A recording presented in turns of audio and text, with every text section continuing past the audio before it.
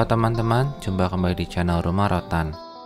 Masih dengan Robi yang kali ini akan membahas beberapa hal tambahan mengenai JavaScript, yaitu date class, JavaScript Document Object Model, JavaScript Time, Form Validation, dan pengiriman data dengan JavaScript. Sebelum kita masuk ke topik kita kali ini, jangan lupa untuk subscribe agar channel ini bisa terus berkembang dan nyalakan lonceng notifikasi agar kalian bisa terus mendapatkan update terbaru dari channel ini. Date class merupakan sebuah kelas di JavaScript untuk mendapatkan data tanggal beserta dengan jam. Terdapat beberapa cara untuk membuat objek dari date class. Setiap objek yang dibuat juga akan disimpan dalam sebuah variabel. Cara pertama adalah dengan menyebutkan keyword new, kemudian menuliskan date kurung buka kurung tutup. Cara kedua masih menggunakan keyword new dan menuliskan date kurung buka kurung tutup. Perbedaannya adalah terdapat angka yang dituliskan di dalam kurung buka dan kurung tutupnya. Angka ini adalah millisecond yang dihitung sejak 1 Januari 1970. Cara ketiga masih menggunakan keyword new dan date. Cara ketiga ini akan terdapat beberapa angka yang dimulai dari tahun, bulan, tanggal, jam, menit, detik, dan milidetik. Untuk cara ketiga, perlu diingat bahwa bulan yang tertera akan dikurangi 1. Jadi jika teman-teman ingin mendapatkan bulan Januari, maka isilah dengan 0.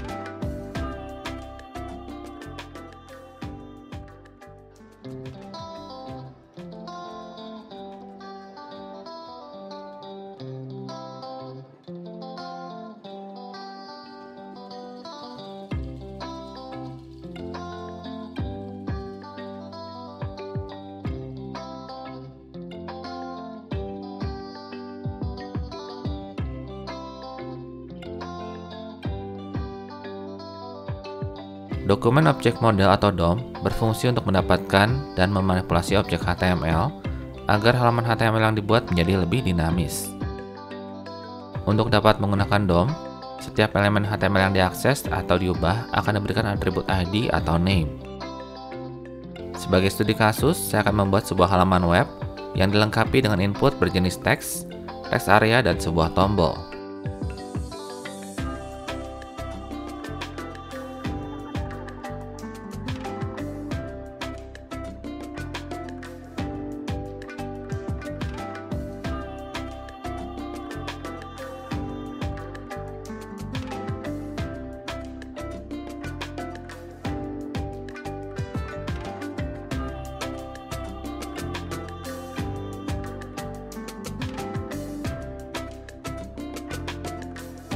Pada tombol, saya akan menambahkan sebuah function yaitu onClick yang saya namakan check data. Fungsi check data ini akan kita buat dalam JavaScript. Isi dari fungsi ini adalah mendapatkan nilai dari input berjenis teks dan text area, yang keduanya akan dimasukkan dalam sebuah variabel.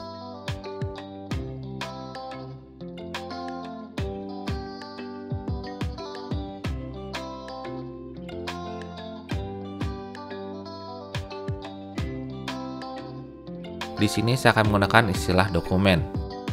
Dokumen ini merujuk ke halaman web.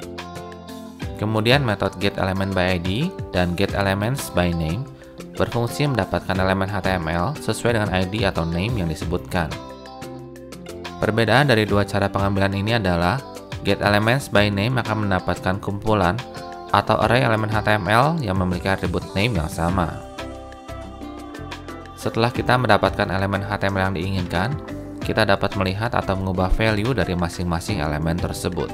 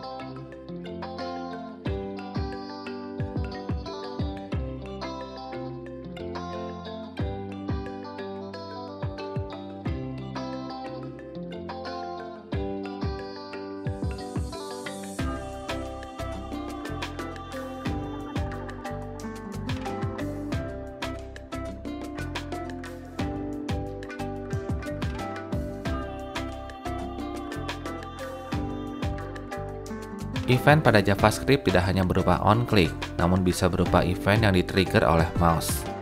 Terdapat beberapa event yang di-trigger oleh mouse seperti onMouseOver, onMouseOut, onMouseMove, dan lain-lain. Studi kasus yang akan saya gunakan adalah saya akan membuat sebuah tag div yang berisi sebuah heading, di mana jika saya melakukan mouse over di atas elemen tersebut, maka warnanya akan berubah. Warna elemen tersebut akan kembali normal jika mouse telah keluar dari elemen tersebut.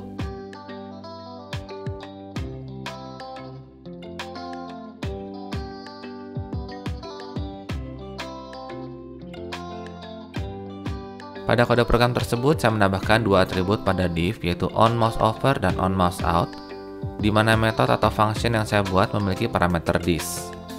Penulisan this pada JavaScript seperti ini berarti parameter yang dikirimkan oleh metode atau function tersebut adalah elemen HTML itu sendiri. Karena metode atau function tersebut telah mengirimkan elemen HTML, maka pada metode atau function yang nanti dibuat, kita tidak perlu menggunakan dokumen.getElementById atau dokumen.getElementsByName.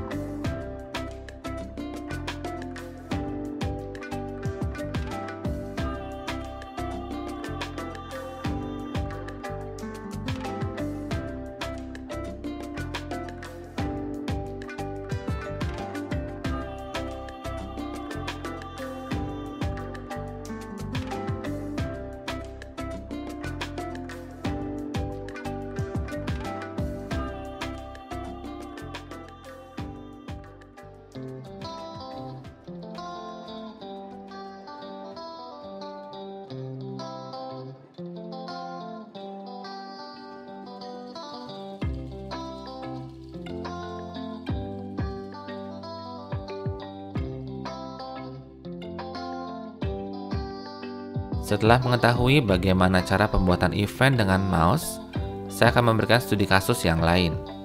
Studi kasus pertama adalah kita akan mengenerate angka acak yang diletakkan dalam sebuah input teks.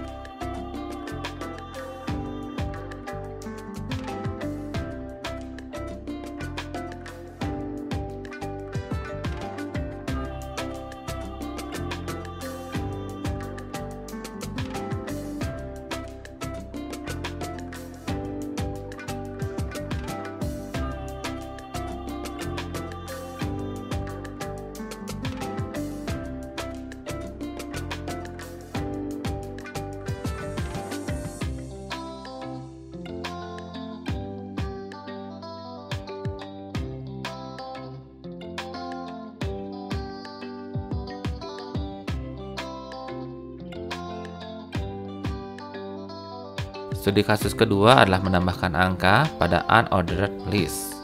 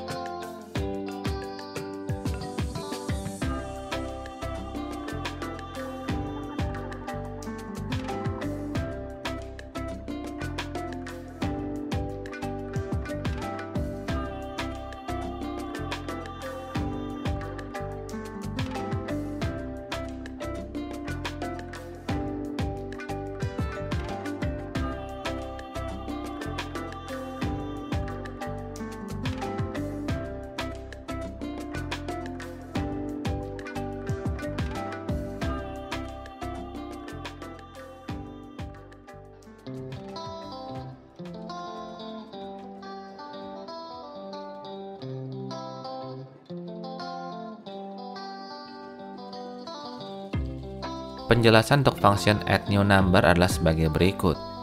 Setelah mendapatkan nilai acak, kita akan membuat tag li melalui JavaScript dengan kode program dokumen.createElement kurung buka kutip ganda li kutip ganda kurung tutup. Kita tidak dapat langsung meletakkan nilai pada tag li tersebut, dan untuk itulah diperlukan kode dokumen.createTextNode kurung buka random. Kode program ini berfungsi membuat node berisi teks yang dalam studi kasus yang sedang dikerjakan adalah nilai acak.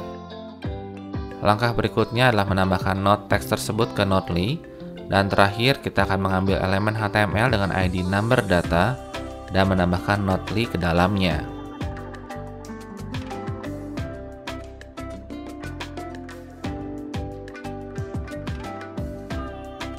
Dalam JavaScript, kita dapat membuat fungsi delay atau interval dengan metode setTimeout atau setInterval. Perbedaan dari kedua metode ini adalah function yang diletakkan pada setTimeout akan hanya dijalankan satu kali, sedangkan setInterval akan dijalankan secara terus-menerus. Masing-masing metode setTimeout dan setInterval akan memiliki dua parameter. Parameter pertama adalah fungsi yang akan dijalankan, sedangkan parameter kedua adalah waktu delay atau interval dalam satuan milisecond. Studi kasus pertama kita adalah membuat sebuah tombol yang dapat memanggil sebuah alert. Namun alert ini akan muncul 3 detik setelah kita menekan tombol tersebut.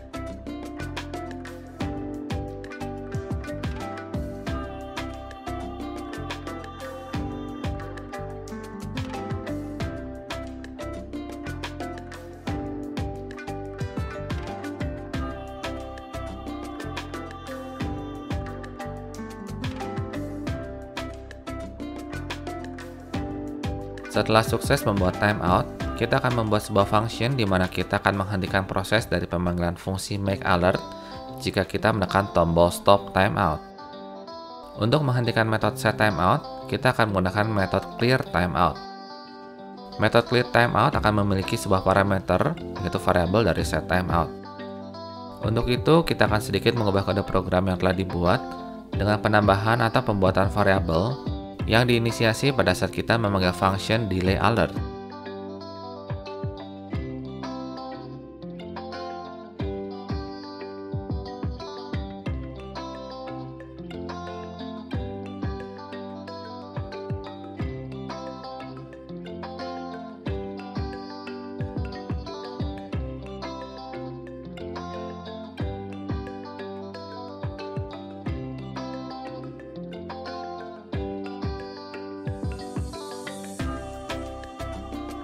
Seiring dengan perkembangan teknologi, maka JavaScript juga berevolusi.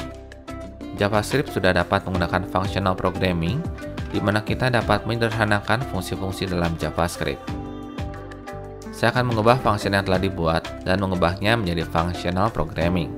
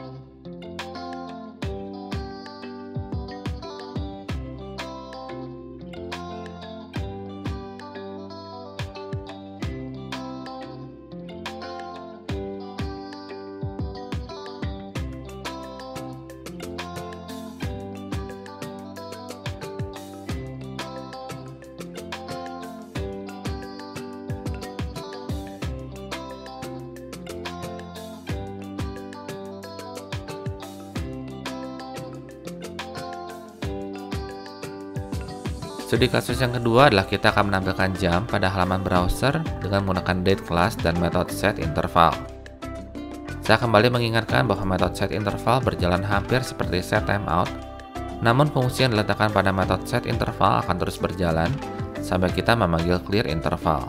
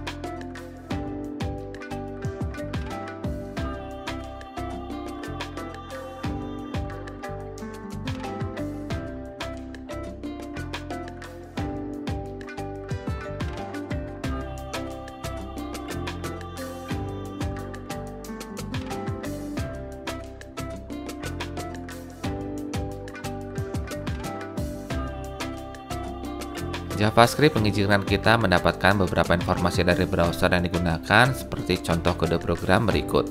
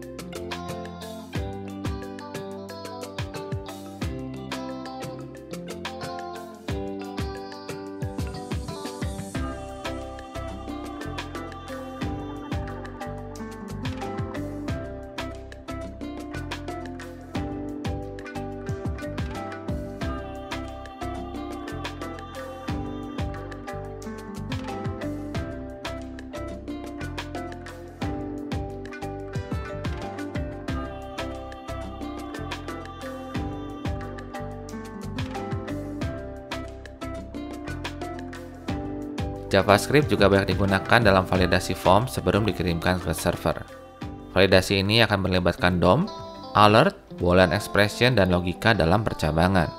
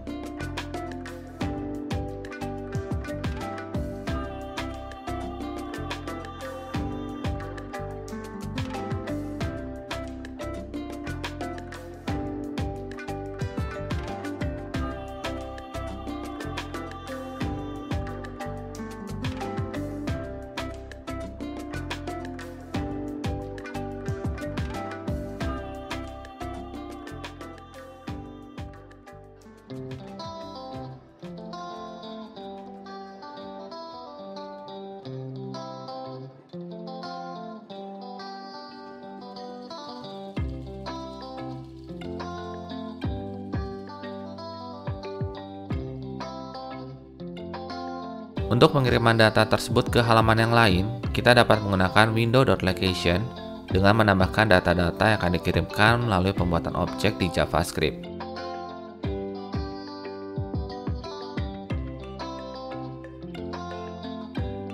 Sebuah objek di JavaScript tersusun atas kunci dan value.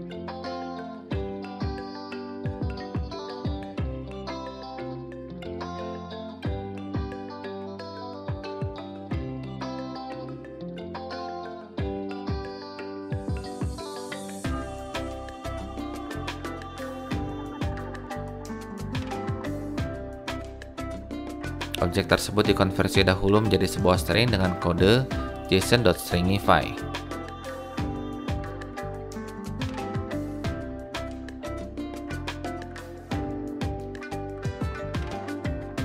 Pada halaman penerima, kita akan menggunakan kode program new URL search params untuk mendapatkan data dari halaman pertama.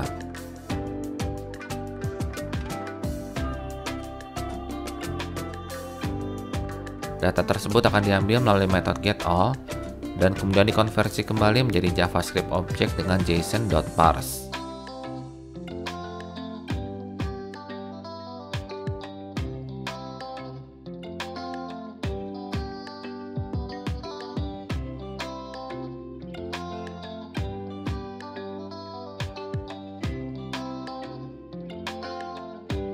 Terakhir, kita dapat mendapatkan value yang dikirimkan menggunakan kunci dari JavaScript objek tersebut.